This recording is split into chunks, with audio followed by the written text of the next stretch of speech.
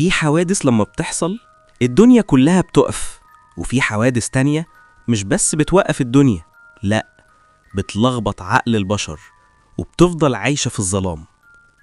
ومن أكتر القصص اللي خلت العالم كله مش فاهم هي قصة اختفاء طائرة الرحلة MH370. طائرة كاملة 239 روح بتطير في السماء قدام عيون الرادارات، وفجأة بتتلاشى زي دخانة سحب لجوف المجهول. وده بقى اللي هنعرفه في قصتنا النهاردة، قصة الطيارة اللي اختفت واللغز اللي بقاله سنين ومحدش عارف يفكه. صلوا على النبي ويلا نبدأ. كانت الساعة 12:30 بالليل، مطار كوالالمبور هادي وما فيهوش صوت غير عجلات الطيارات وهي بتتحرك. الرحلة 370 كانت مجهزة، الركاب طالعين واحد ورا التاني، في اللي نايم وفي اللي بيكلم أهله وفي اللي ماسك تذكرته بإيد بتترعش من التوتر. القبطان زهاري دخل قمرة القيادة، راجل خبرة أكتر من 18 سنة طيران. عد على الأجهزة، كل حاجة تمام. ضغط زر الاتصال وقال: هنا الرحلة 370، جاهزين للإقلاع. الطيارة ارتفعت والناس فوق مبسوطين، مفيش ولا حد يعرف إن دي آخر مرة هيشوفوا فيها الأرض. بعد حوالي 40 دقيقة كل حاجة كانت طبيعية، الأجهزة شغالة، الجو مستقر، وبرج المراقبة قال للقبطان: اتصل بينا أول ما تدخلوا المجال الجوي لفيتنام.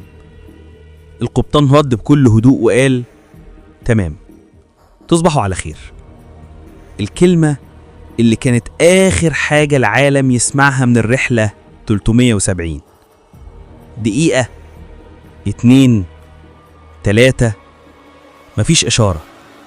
الرادار فجأة بيقول الطائرة اختفت.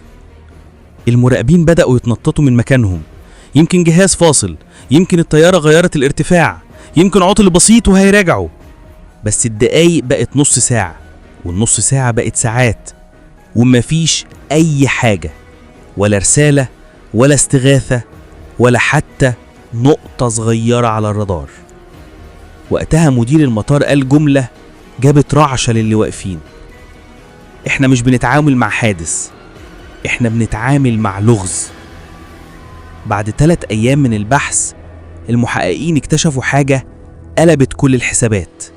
الطيارة ما وقفتش وقت ما اختفت من الرادار، لا، ده اتضح انها غيرت اتجاهها 180 درجة ورجعت فوق ماليزيا، وبعدها كملت طريقها يمين، وبعدين دخلت على المحيط الهندي، وفضلت ماشية حوالي 7 ساعات كاملة، كأن حد خطفها أو حد على الطيارة كان بيوديها المكان محدش يعرفه.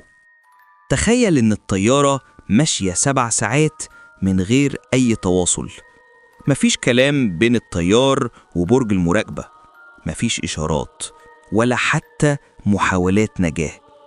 إيه اللي كان بيحصل جوه؟ الركاب نايمين؟ في فوضى؟ ولا الكل فقد وعيه؟ ولا كان في شخص واحد بس هو اللي ماسك مقود الطيارة؟ محدش يعرف، وكل الاحتمالات مرعبة. يدوب وصل الخبر للعالم، أكتر من 26 دولة اتحركت، سفن، غواصات، طيارات، أقمار صناعية، المحيط الهندي كله اتقلب. بس النتيجة ولا حاجة، كأن الطيارة اتفتحت الأرض وبلعتها، أو البحر أخدها معاه لجوف ملوش قرار. بعد سنة ظهر أول جزء من الحطام على شط جزيرة في أفريقيا، وبعدها ظهرت قطع تانية في جزر متفرقة، كأن البحر بيقول: أنا معايا الإجابة بس مش هقولها دلوقتي. قطع قليلة تدل إن الطيارة فعلا وقعت في المحيط، لكن فين وجرى إيه قبل السقوط؟ محدش لسه قادر يوصل للإجابة الكاملة. لحد النهاردة مفيش حد يعرف القصة الحقيقية. هل الطيارة اتخطفت؟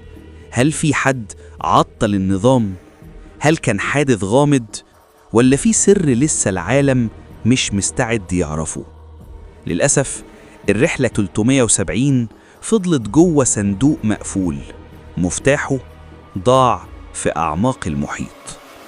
قصة الطيارة دي علمت العالم درس مهم، إن مهما وصلنا لتكنولوجيا وذكاء وأقمار صناعية، لسه في حاجات أكبر مننا، لسه في أسرار ربنا مخبيها، ولسه في مصاير بتفكرنا إن الإنسان ضعيف مهما افتكر نفسه قوي، وإن كل لحظة في حياتنا نعمة ممكن تتسحب فجأة من غير ما نحس. فدايما اذكروا الله وحافظوا على أذكاركم كاملة، وخلوا صلاتكم على النبي دايما منورة قلوبكم.